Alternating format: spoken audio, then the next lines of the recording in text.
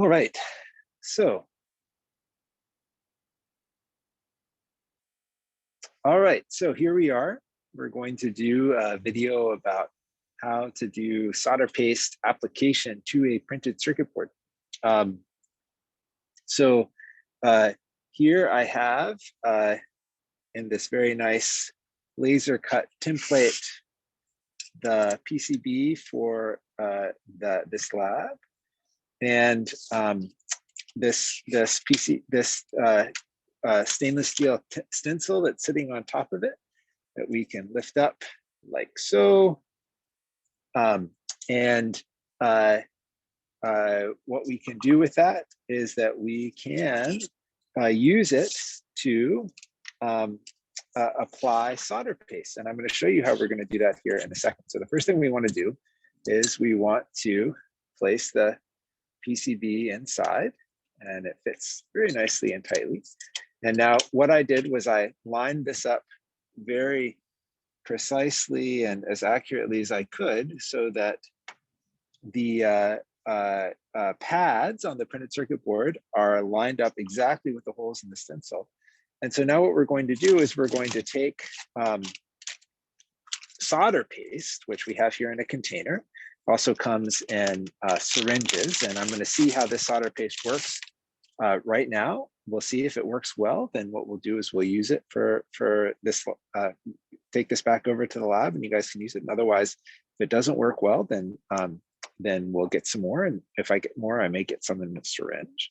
So you can see on top, it's sort of just dry powder, and inside it's sort of a combination of sort of clay looking stuff and some nice gooey stuff in the middle.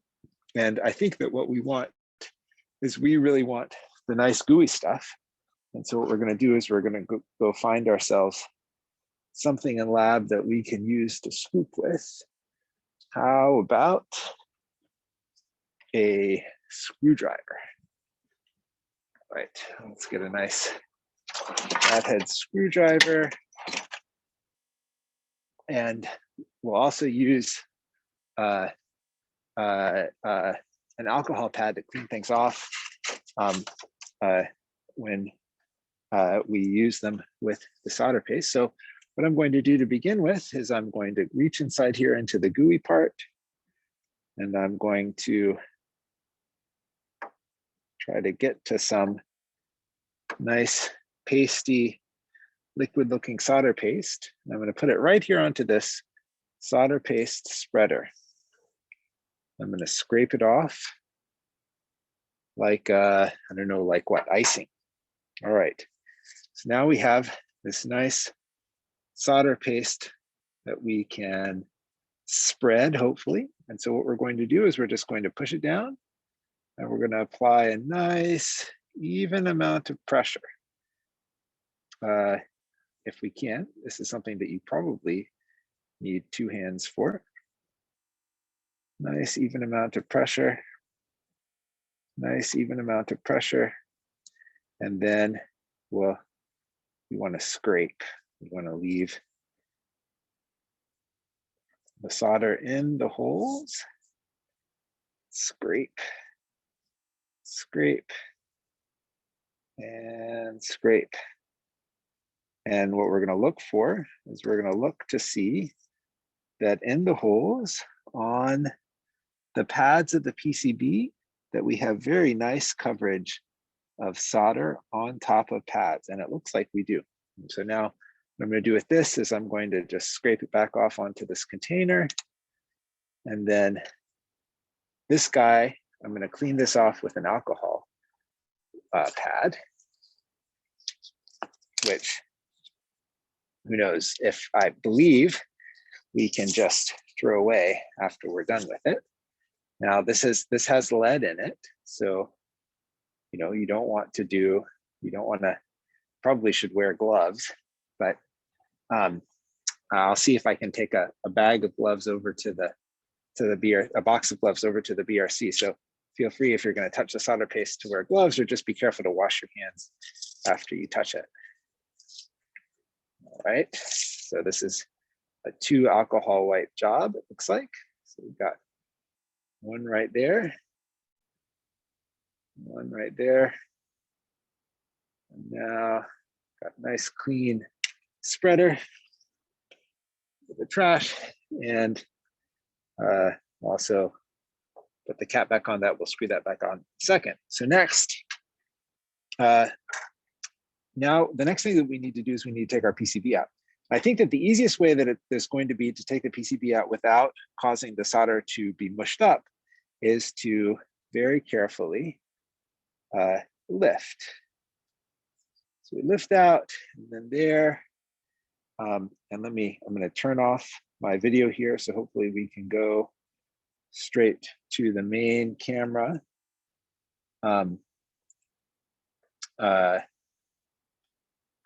Can I pin this? Yes, I can. All right, so here's our PCB.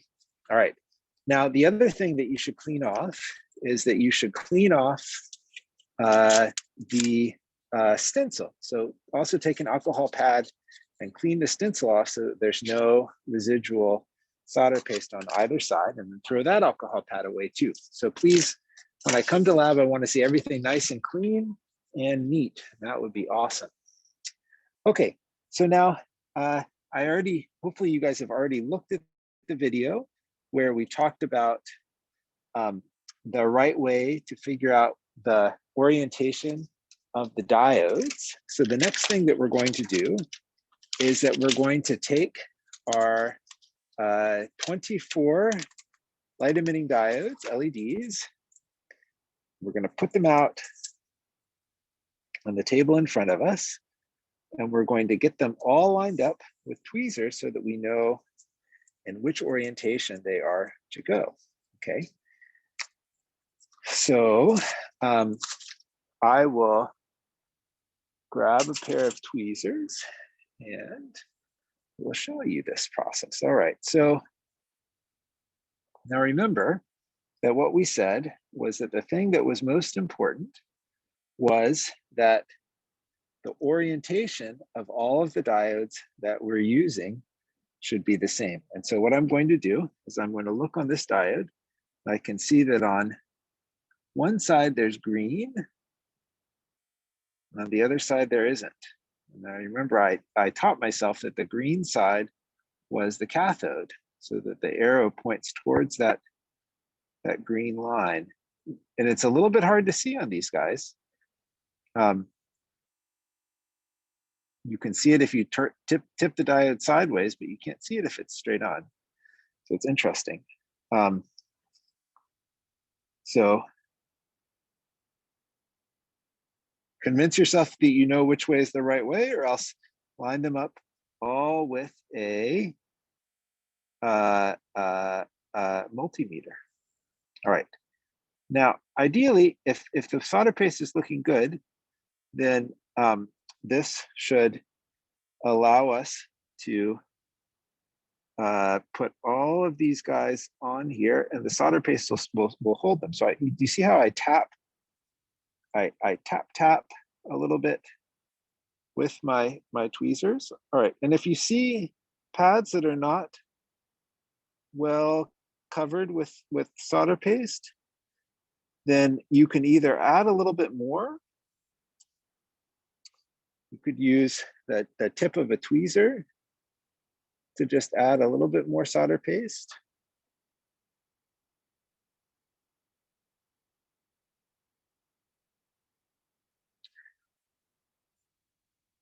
Or you can worry about it in post-processing. So that's, I think, what I'm going to do for this pad. I'm going to use a little bit of tweezer here to put some paste on.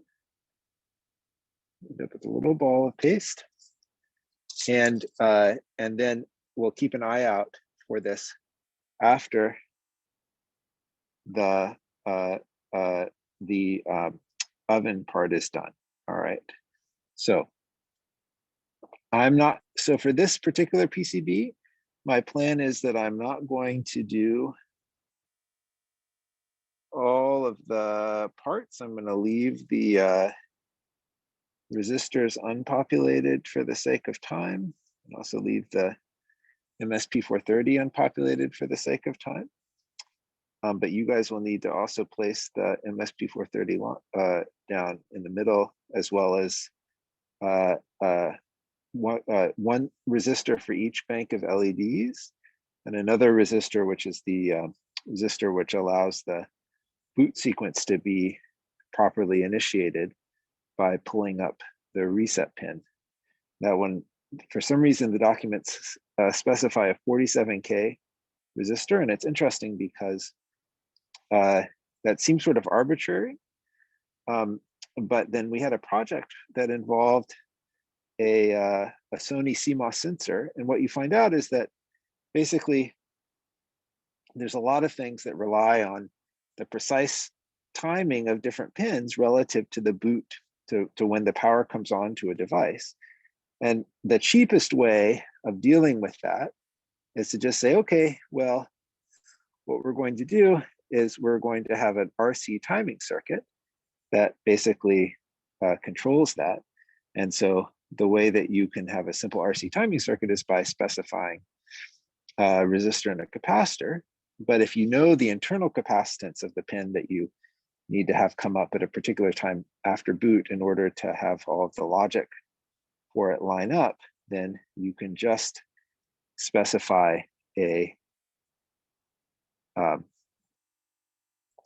resistor, and then you know the RC time constant, and then you know the relative time when for that line to reach the right level compared to the other lines. All right, so as you see, I put each one down, and then I touch it with enough force to sort of squish it into the paste, and then but not ideally not to slide it around, not to smoosh it around and to mess up the paste, but actually just sort of to hold it in place.